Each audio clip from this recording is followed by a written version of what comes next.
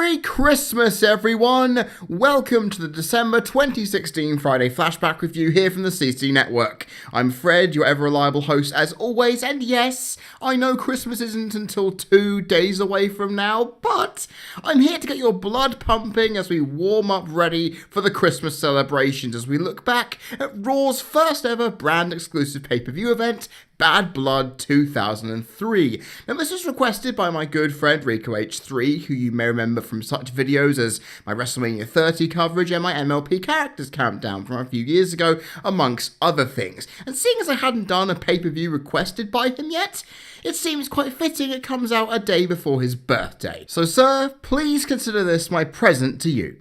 Nonetheless, ladies and gentlemen, let's look at how this pay-per-view shaped up, because after Judgment Day 2003, the executive decision was made by WWE management to really intensify this brand split we were having, 1 year since its introduction, I may add, by giving Raw and SmackDown their own pay-per-view shows, with Raw getting the first taste of this with the first Bad Blood event held since 1997. And of course, we have a Hell in a Cell match just like that prior event, which of course we've already reviewed on this show if you haven't checked the playlist.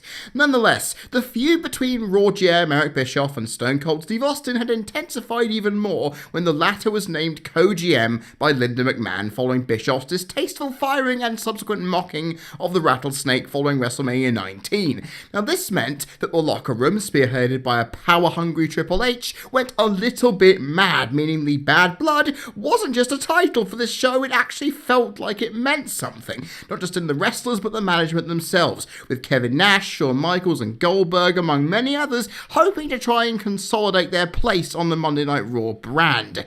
And yeah, it all sounds a bit crazy, really, doesn't it? Well, we'll see if this craziness could translate to a decent pay-per-view showing, because considering how much of an implication this event would have on the rest of the brand-exclusive pay-per-views and how they are viewed by the fans, Raw would need to hit an absolute home run to ensure that they get the upper hand over SmackDown going forward. WWE Bad Blood 2003 took place on the 15th of June 2003 at the Compaq Center in Houston, Texas, with a rounded 10,000 people coming out to enjoy this historic show. And I mention historic like it's a word I can just throw around, but the thing is, not only was it the first Raw exclusive pay-per-view, but it was also the final WWE event to be held at this venue, which had been a stronghold for WWE in Texas since 1998, debuting with No Way Out in Texas, and it hosted many Raw and SmackDown events alongside it. But you see, the Compaq Center, after this event happened, which was its swan song,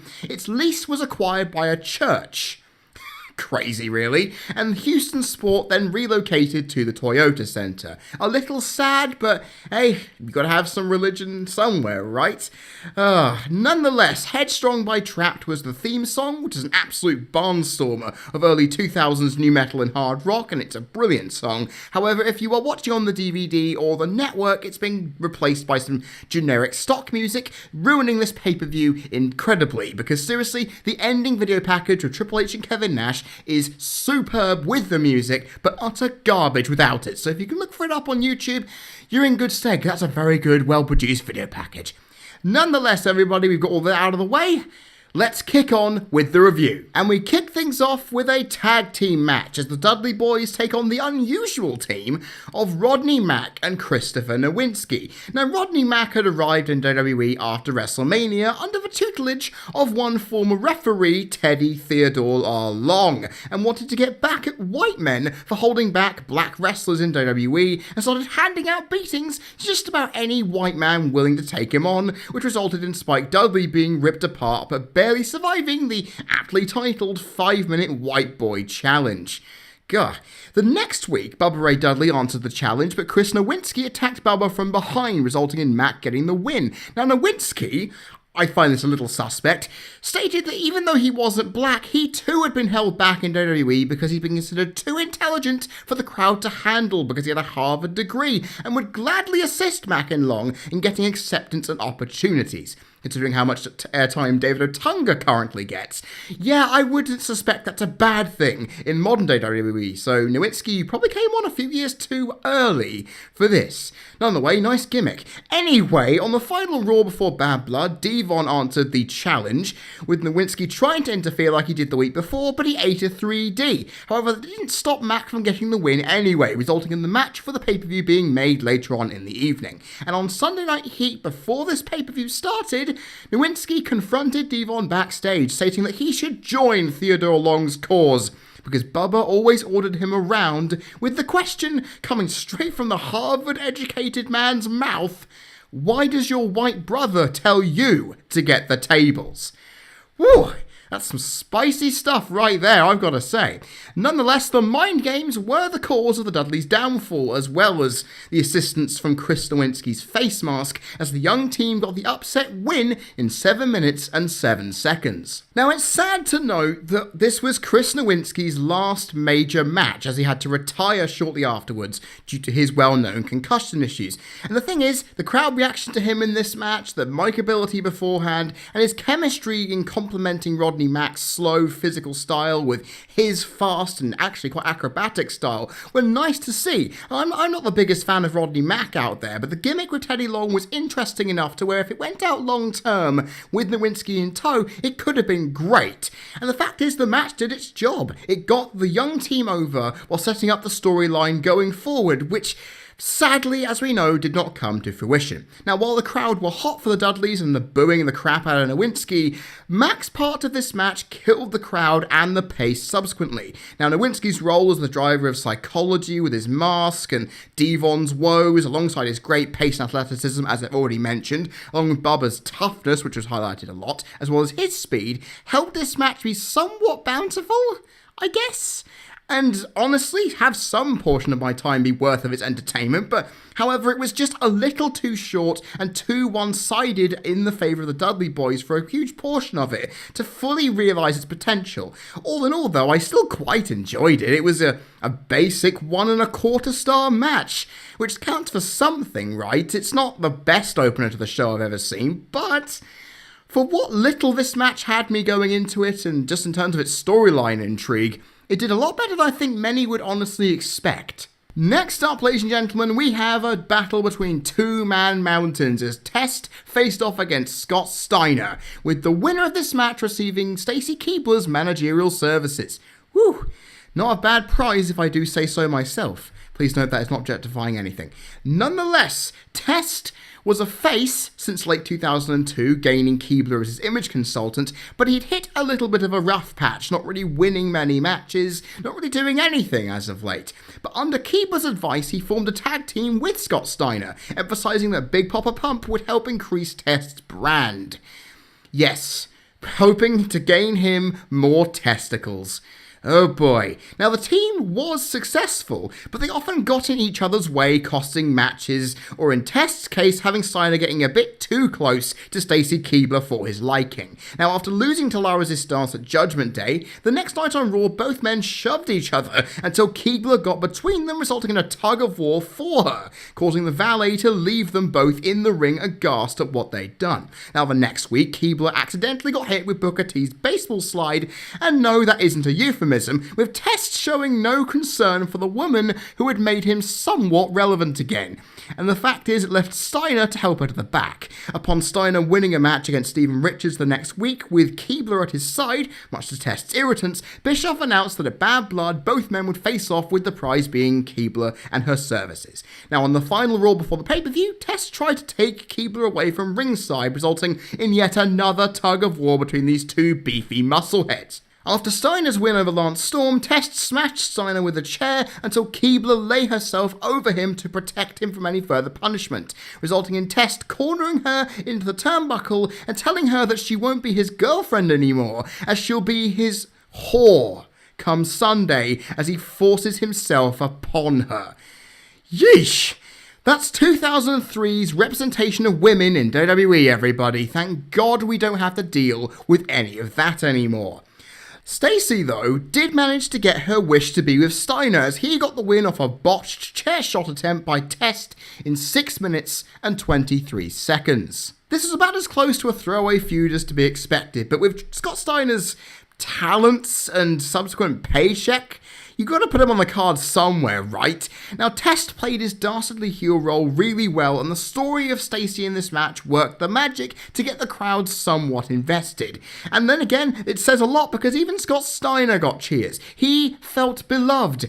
And considering this is a few months after his debacle of a feud with Triple H over the world title, that says something. However, as an in-ring contest, this match barely lived up to anything. These two big hulking men who are known for their ability to ramp up the pace at any given moment didn't have enough time to really allow that to happen. As Test dominated most of the bout with very slow, methodical input, the pace didn't lift and it was left for the valet to perk up the crowd and my interest. Overall, it's a half-a-star match, which is fine, considering what we got, but it's not like I was expecting a classic from these three people. Nonetheless, let's just carry on.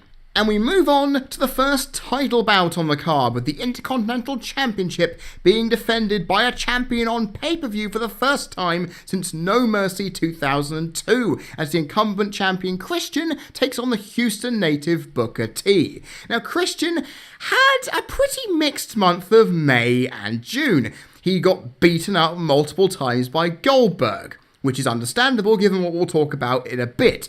But he did end up controversially winning the revived Intercontinental Championship in a former champion's battle royal at Judgment Day, which Booker T had initially won, but as the referee hadn't seen the elimination of Christian by him, it wasn't officially counted, allowing for the newly christened Captain Charisma to knock Booker out with the belt and throw his opponent out, making him the brand new Intercontinental Champion.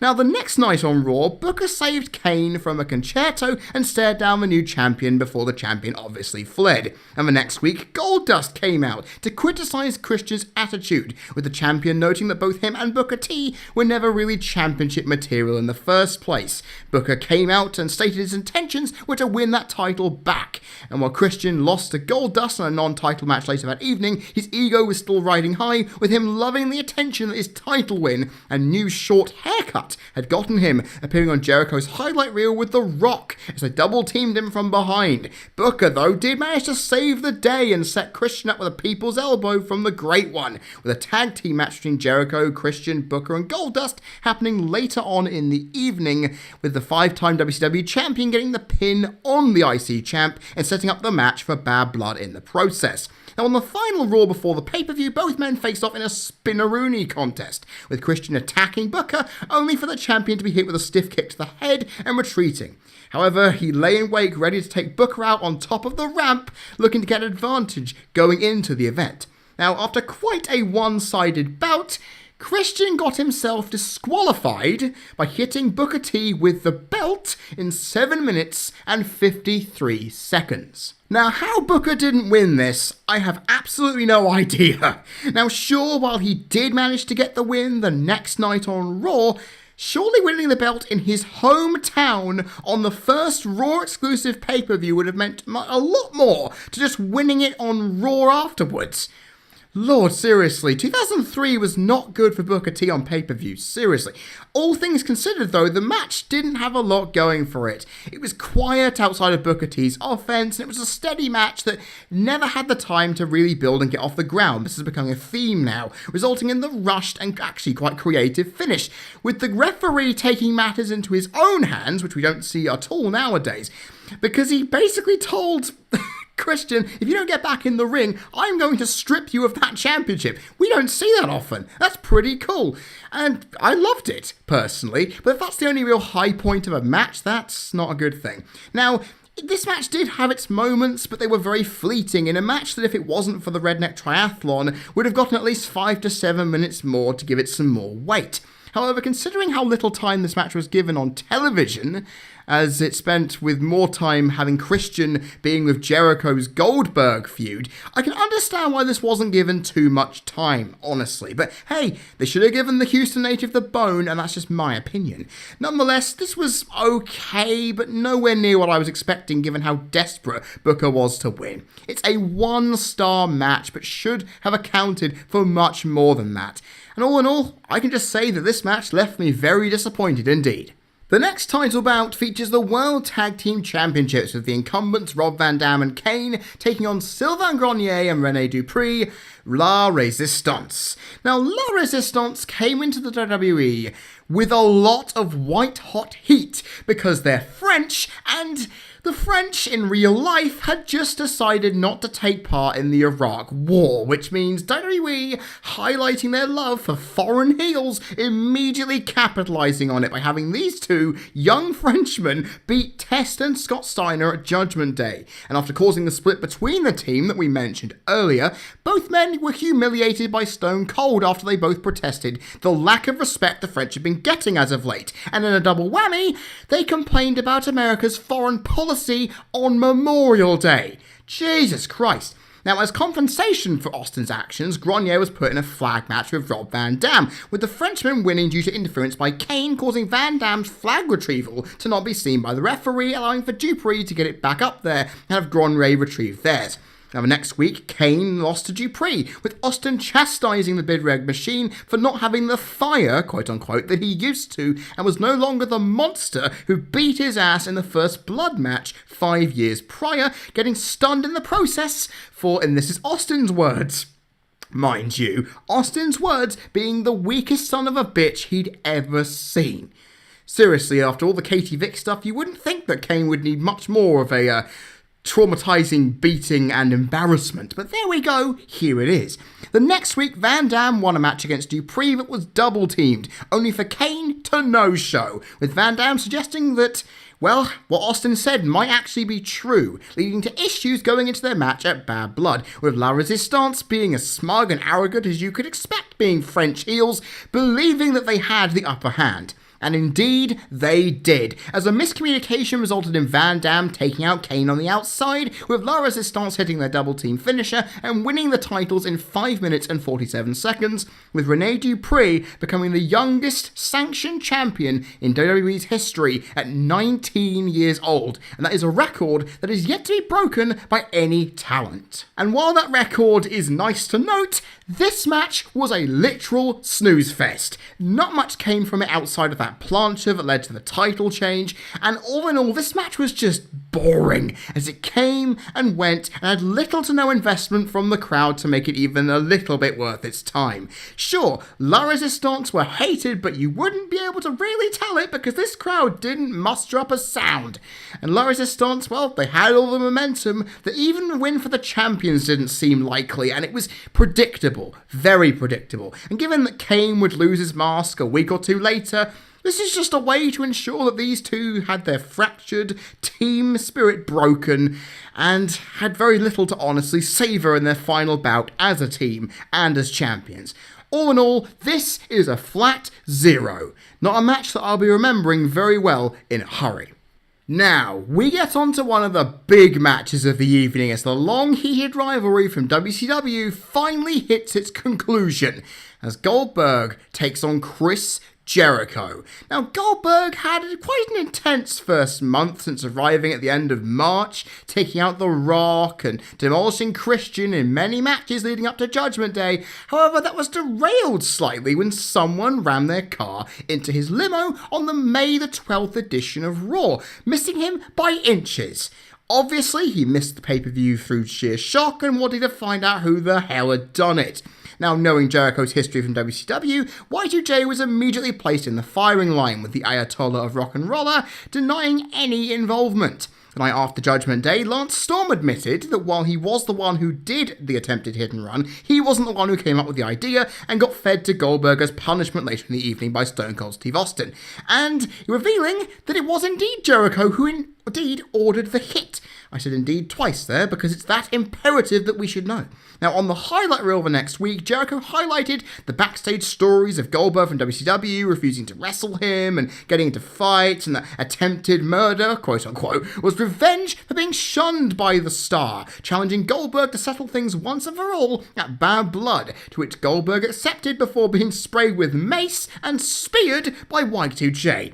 Karma is a bitch, right? Now, Jericho continued to rile the former WCW megastar up by pouring yellow paint over a classic car of Goldberg's. Ooh. And later on in the evening, though, when it looked like Goldberg was about to get revenge for having his car vandalized, Jericho pulled Charles Robinson, a former WCW ref, I might add, in front of the spear. The Raw before the pay-per-view, Goldberg stated that Jericho was indeed next, but Y2J got the last laugh by nailing him with a steel chair to compound his apparent superiority. Now, after all of this torment, Goldberg did get his revenge, defeating Jericho with a jackhammer in 10 minutes and 53 seconds. Now, this match went a lot shorter than I was expecting, but at least Jericho gave Goldberg a legitimate challenge, making him look credible against a man he legit knocked out in a fight backstage at one point, which is impressive when you can think about it. But Goldberg having to look weak for the first time in his WWE run was quite important, as it allowed a story to be developed, and unlike Goldberg's recent outing against Lesnar 13 years later,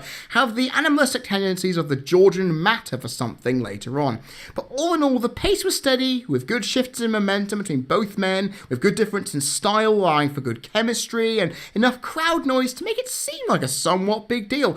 But what brings this down? Now, this match was actually going pretty well, until I realised halfway through, Goldberg had gotten very little offense. The crowd had also been turning on him as a result, and the match got a very small lack of time compared to what it honestly should have been given. Because by giving Jericho the majority of this offense, and it was for 2/3 of this match, I may add, the crowd respected the lengths in which Jericho was going to pick apart Goldberg and ensure a victory, which made people realise, oh good god, Goldberg is going to fight back and pin him, which he did. And having this go about 5 minutes too short hurt that perception of equality that this match needed as a result.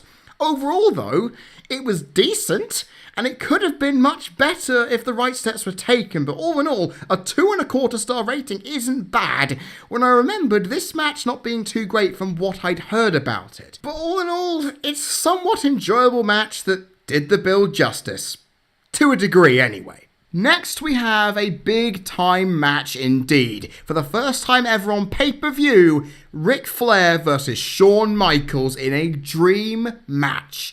Oh boy, this gon' get good. Now, the bad blood, no pun intended, for this match had been simmering since Backlash, with Michaels and Flair assisting Nash and Triple H respectively in a 6-man tag featuring both of their WrestleMania opponents.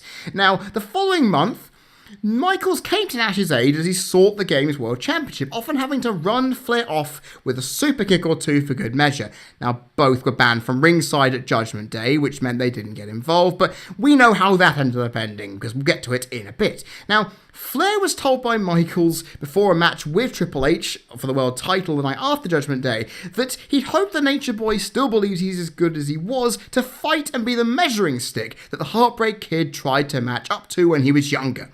Now, with Flair's passion reignited, he stated he would give Triple H the fight of his life and try to win the title, but alas, he did not get the job done. And the next week on Raw, Michaels, who was moved by Flair's efforts, still thought he had what it took to get to the top of the game and asked if he would have a match with his idol growing up later on in the evening, but Eric Bischoff had other plans. Knowing that Raw needed to amp up the money factor for Bad Blood, he thought that this was too big for Raw and snuck this match immediately on the Bad Blood card. Which is great. Way to bring in the money, everybody. That's all we can say. Now, this is where things get a little bit interesting, because both Flair and Michaels were put together in a handicap match against Triple H instead that night.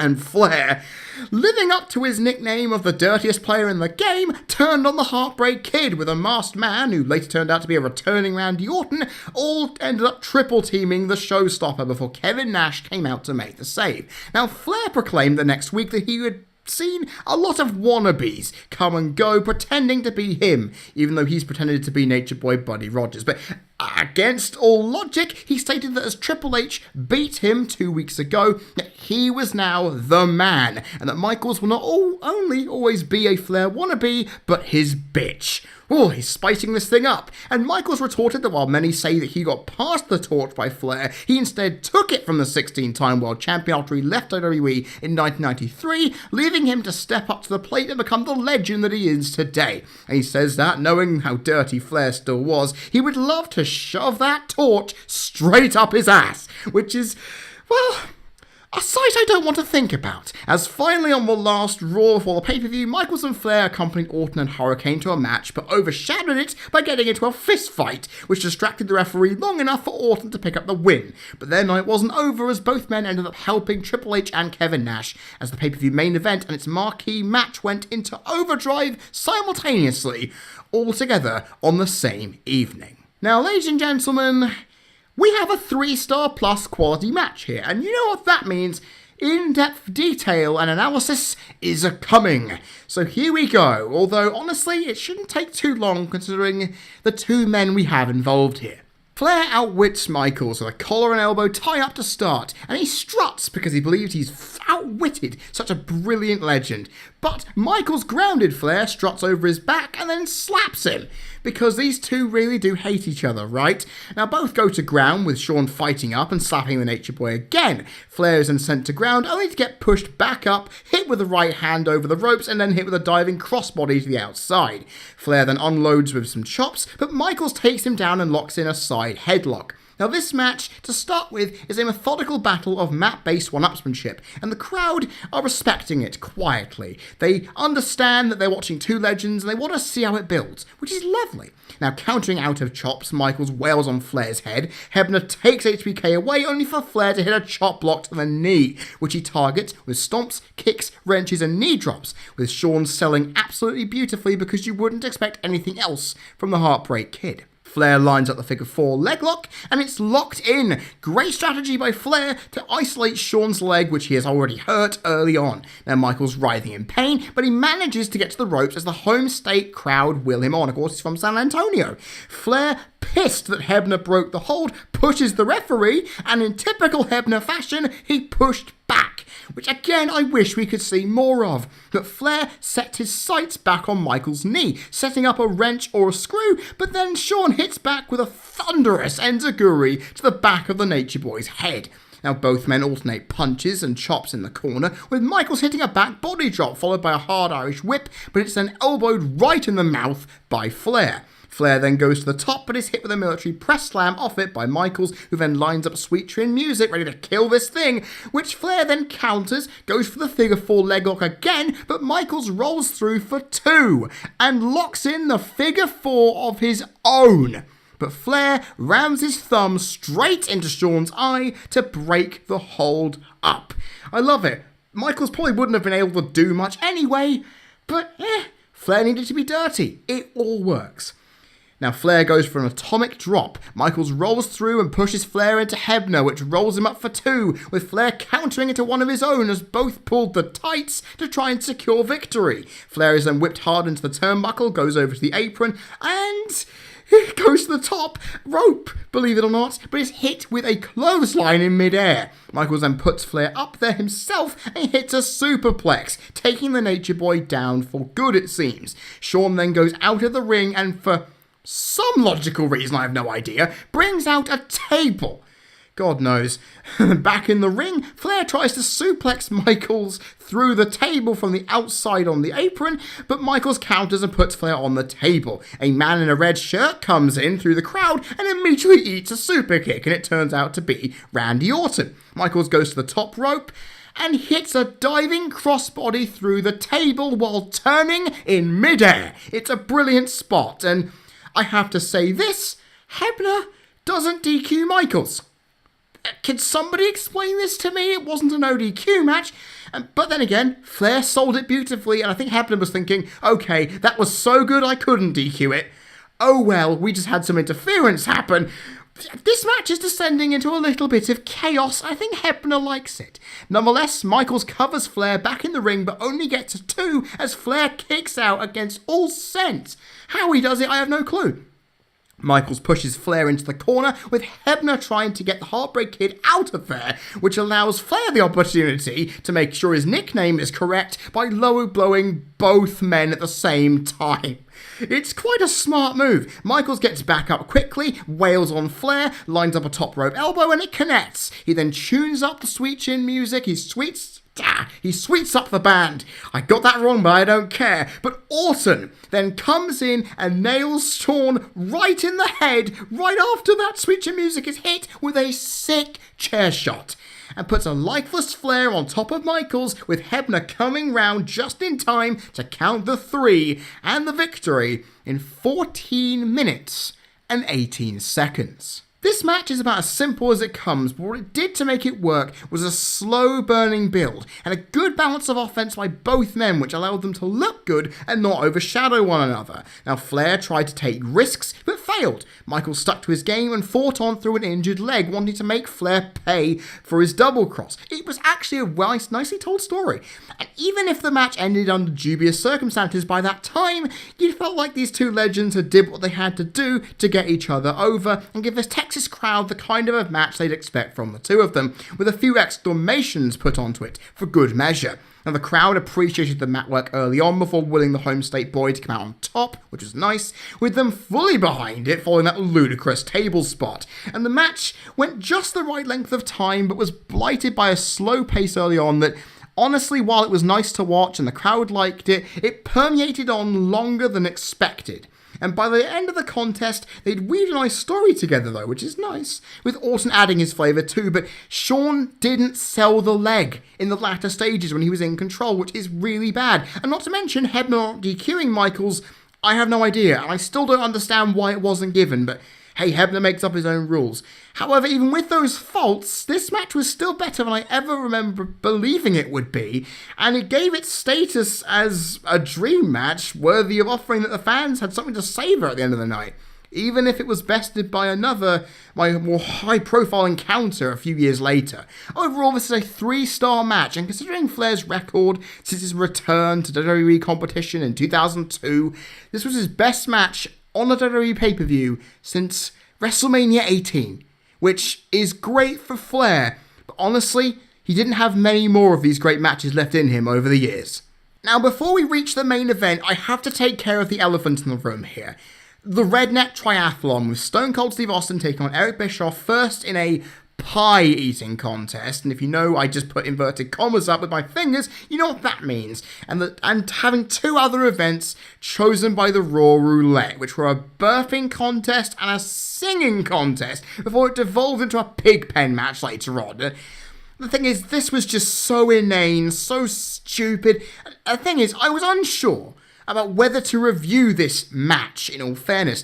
It is listed on the official card and on the DVD. However, it's not listed with a time on the Internet Wrestling Database, the pay-per-view's Wikipedia article, and the Pro Wrestling Wiki itself, as well as it not featuring a rating on the star scale from Dave Meltzer's side of things. So, as it's not considered a worthy enough encounter for them, or being considered by Mark Pearson for his review in the 10 Years Ago series, I've got to say, I have no desire to review this. There is no proper reason for me to analyse this match or its build-up. Because seriously, it took place periodically over the course of the evening. And if it had occurred on one spot on the card, it probably would have been easier for me to stomach and probably would have gotten some enjoyment. But in all fairness, it wasn't anything really. They could have put another match on this card or extended some of the other undercard matches, but no, we got this incredibly ridiculous, inane, stupid, crazy time waster instead. All I can say is that thankfully I don't consider this an official match because there's no way that its 0 rating will impact and drag this card down, which is a good thing. And Austin won, in case you're interested, by throwing Bischoff into the pig pen.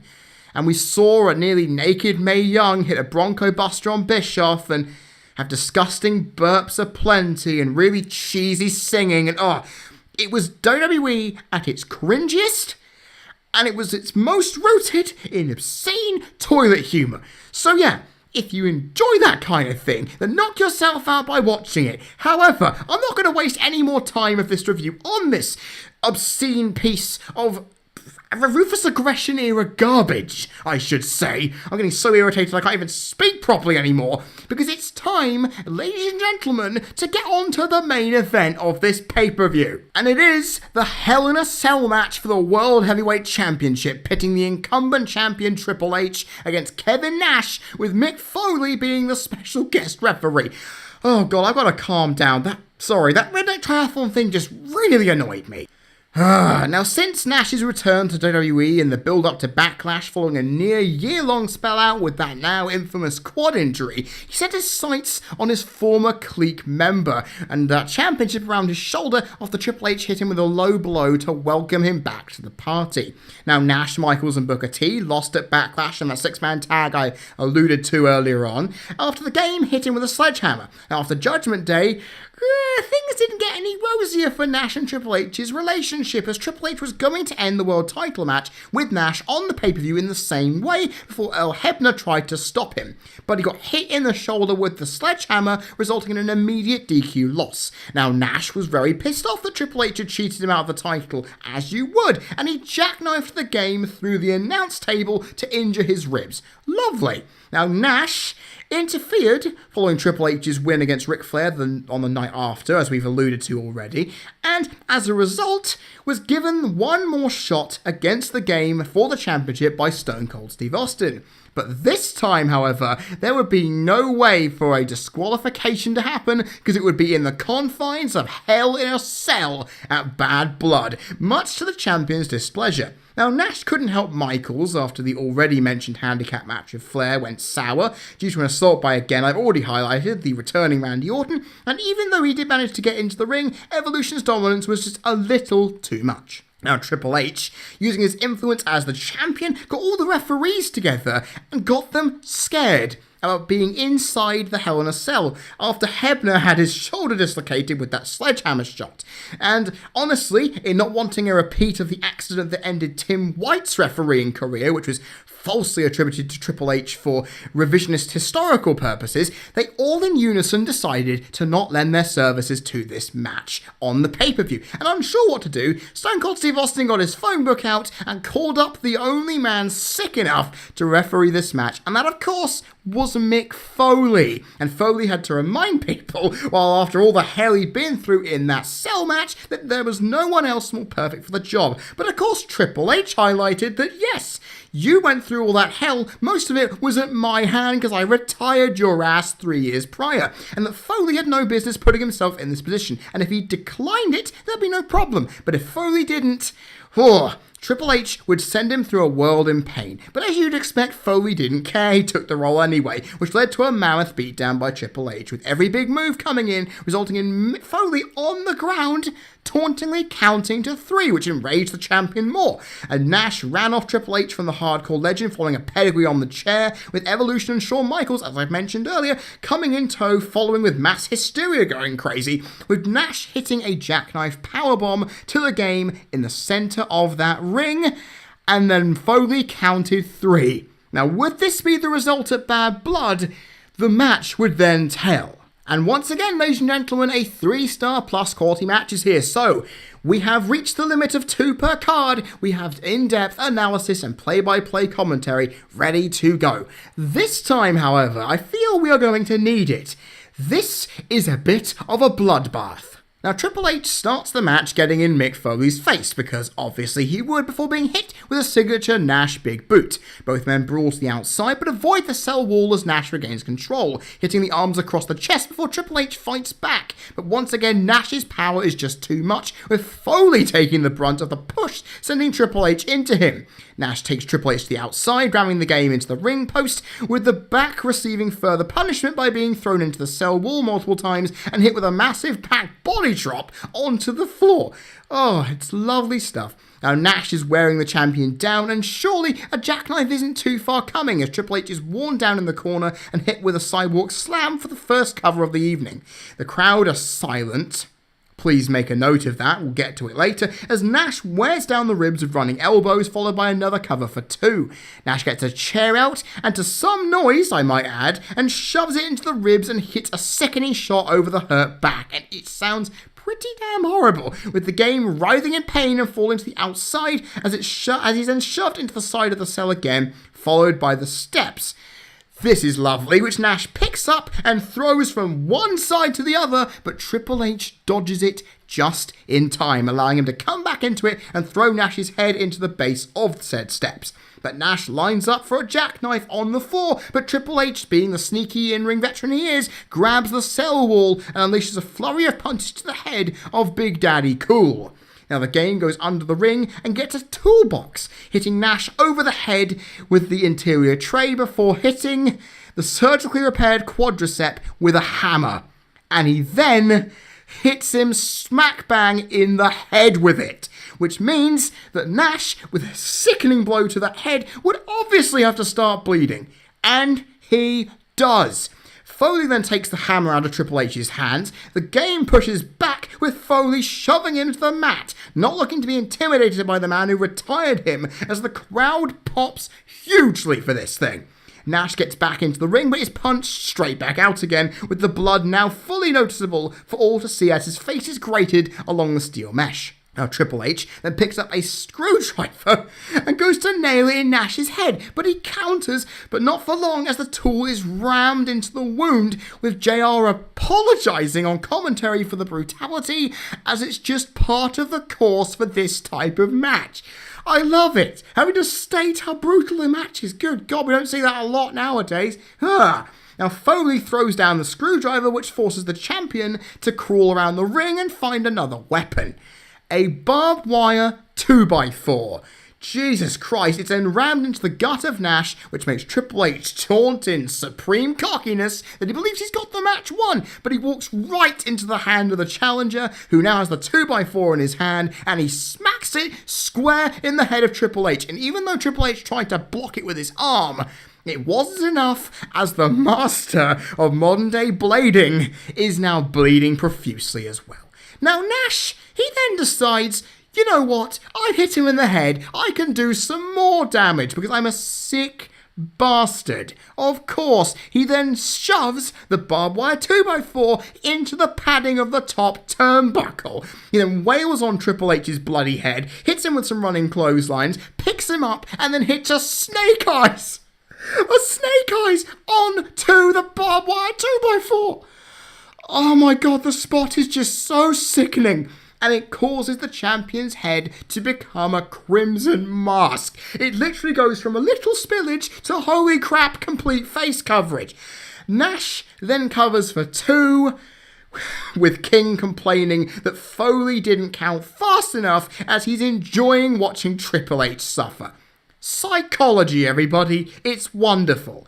Nash throws the ring steps into the ring, goes for the game, but the champion nails Nash right in the face with a crate alongside the ring apron. Triple H then grabs his equalizer out from underneath the apron skirt, the sledgehammer. Foley takes the sledgehammer out of his hands, but is then nailed by the champion, who picks up the steps, only to be hit with a drop toe hold, sending him into the steps bloody face first. Nash covers, but the game kicks out.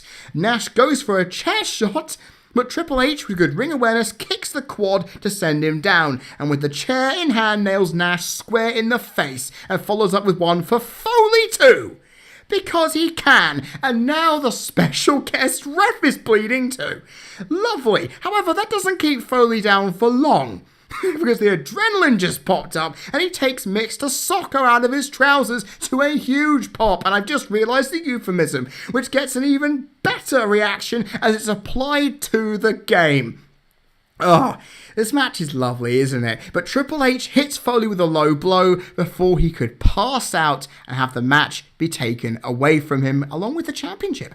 Nash, with the steps in hand, hits both Foley and Triple H, goes for the cover, but can't get the win as Foley climbs back up from the ropes. Nash tries to get Foley back in the ring, but Triple H rams Foley off of the apron, back first into the cell, much like Tim White did over a year prior. He goes to pedigree Nash on the ring canvas, but Big Daddy Cool counters and hits a catapult, wait for it, right into the barbed wire 2x4. Oh my God. Jesus Christ. A jackknife then follows up to, I believe, the first major non-weapon pop of the evening for Kevin Nash. Foley gets back in the ring. 1, 2... and Triple H somehow kicks out. What? How? How does he do this? The crowd wills all three men, I may add, back up. Because they're really into this now. Nash stalks Triple H as the champion goes for the sledgehammer, which he nails right into Nash's face. He follows up with a pedigree, with Foley reluctantly counting the three. Triple H somehow survived this and retains the World Heavyweight Championship in what is a bloodbath. You cannot describe it as anything else in 21 minutes and 1 second. His Evolution cohorts, Orton and Flair, come to ringside and go in there to assist their victorious leader to the back as this show goes off the air. Now, here's an interesting thing I have to mention when talking about this match. When watching in the first phase of reviewing the show, which is the analytical one, where I view it for the first time, put the ratings down, highlight my reasons why a star rating is given, I felt this match was an exciting but very plodding match that took its sweet-ass time to get into a higher gear, utilising Foley and a sheer amount of creative violence to make the crowd get invested into a match they clearly didn't care about. And each man played their part to a good role too, making this match work a lot better than it expected.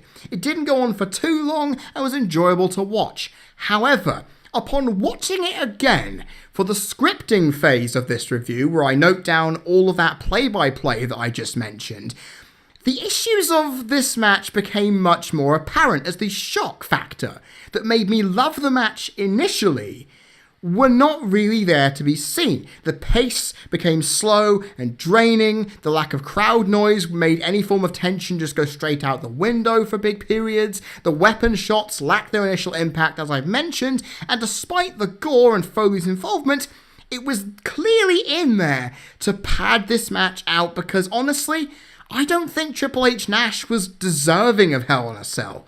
And I could see why this match wasn't held very highly as a pre-2009 PG era Hell in a Cell match. Because seriously, when you actually look at it, it isn't that great. But it wasn't a bad match. In comparison with most Hell in a Cell matches held before it, it may have been the lowest pay-per-view offering up until more recent times, which says something. But all in all, even with its faults, I've got to be kind here. I enjoyed watching this. And I feel that this match may be a slow mess. It's Kevin Nash versus Triple H. Obviously, it's going to get a lot of criticism.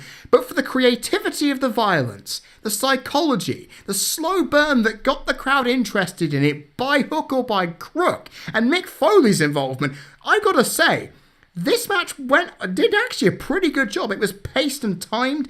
Actually, I would more say timed perfectly for a match of this kind. But the thing is, I feel that while many people would say it is a very poor match, to me, I quite liked it. It's the violence. It's the person in me, the fan in me, who loves spot fests. I reminded myself of being a young kid again, watching these types of matches and just oohing and ahhing at it. It just reminded me of why I love the Hell in a Cell as a match type and how bloody and thrilling and unpredictable it could be. Because I didn't think Triple H was going to win, and I already knew the result. So what the hell is the match did its job of exciting me, despite the fact against all logic that it ever should. It is a 3-star match. It has its faults, yes, and I know some of you are going to disagree with me, but seriously, if you haven't seen the match in a long time, and you, or in my case, hadn't seen it probably ever at that point, and wondered what the hell made this match get so hated, you'd be surprised by how creative it is. But all in all, it probably didn't deserve this rating, but what am I gonna do? Jesus Christ. It was a fun way to end this pay-per-view off as we now go forward with my final thoughts on this show. The first brand-exclusive pay-per-view had to set the standard high, as post-WrestleMania 19, which is of course touted as one of the best shows ever, the WWE's pay-per-view product wasn't at its strongest following that. Backlash and Judgment Day did not do very well for buy rates or for critical acclaim, or just generally the quality of their matches. However, based on this card and what we got, It followed in line, seemingly, as it didn't start this new era of the first brand extension on a real road to glory. It threw together an undercard of mostly uninteresting matches, and it had 3 marquee bouts that helped carry it into decent territory. And while I can give this show some credit for making its final matches be worth the time and showcase some quality, you have to go through a lot of stuff to reach it that is quite bad indeed, showing how honestly quite flat most of Raw outside of Triple H was at the time. Really. And the thing is though, the opener wasn't bad. And Goldberg Jericho was decent as well. But when you look at the undercard matches before Goldberg Jericho, outside of the opener, alongside the mind-numbing abomination that was the Redneck Triathlon, the event is not the most scintillating one to watch. In fact, I had to split my viewing into 2 sessions because up until Goldberg Jericho, I was just annoyed. I was frustrated. I was drained and just felt utterly stupefied of just how mind-numbingly bad this show was at that point. Thankfully, on the second attempt of getting through it, those 3 matches were there to help me feel better about it all. And that's good to know, but seriously, if it wasn't for those 2 main event matches delivering, good God, you would be looking at a pretty bad show indeed. And the Redneck Triathlon is the main reason for those undercard matches suffering, because it took so much time away from them, which meant that they were all doomed to fail from the start. And if not for the 3 good matches on this card, along with the good parts of the opener, this card would be looking to be quite horrible if they were missing. I'm telling you now. But thankfully, against all odds, this pay-per-view with a bad reputation that I came into thinking was going to be utterly appalling actually turned out that it saved face. And if the Redneck Triathlon was counted as an actual match, we would be looking at a quite horrible 2.75 out of 10 rated show. Simply because of just how awful it was anyway. However, even though this show had its issues, it still managed to entertain me to some degree, even if it struggled to find its feet. For the good quality it ended up showing and the potential of some aspect of its undercard, I'm going to give this bloody dog that Monday Night Raw rescued from the kennel a nice bone to chew on, with Bad Blood 2003 scoring a 3.5 out of 10. Now, I've seen better shows. Sure, I have. But all in all, this event did the barest minimum that I expected. Sadly, though, its blood just wasn't boiling hard enough for it to manifest into anything more. And there we have it, everybody. The Bad Blood 2003 pay-per-view flashback review is done. I hope you've all enjoyed that. It was a difficult pay-per-view to get through, but I'm happy that I've done it, and I'm hoping, Rico, you've enjoyed that. I hope you've enjoyed this, and that it was worth me doing. But nonetheless, everybody, what are your thoughts on this show? Is it as bad as I've highlighted it? Is it worse? Have I overrated the main event? Put your comments down there in the comments section. I'll be so glad to read and see them. And if you want to keep up to date with all the content that will be returning back to the CC Network in the upcoming year, including the next Friday flashback, which is Survivor Series 2002, then all you have to do is click that subscribe button down there. I would greatly appreciate it, as I always do. And if you want to know when Survivor Series 2002 is coming, there'll be a January video schedule video coming up at the beginning of the year following New Year's. So you don't have to worry about that. I don't even know when the date is at this point, but that'll all be sorted out in due time. I hope you all have a very nice Christmas, and I hope all goes well.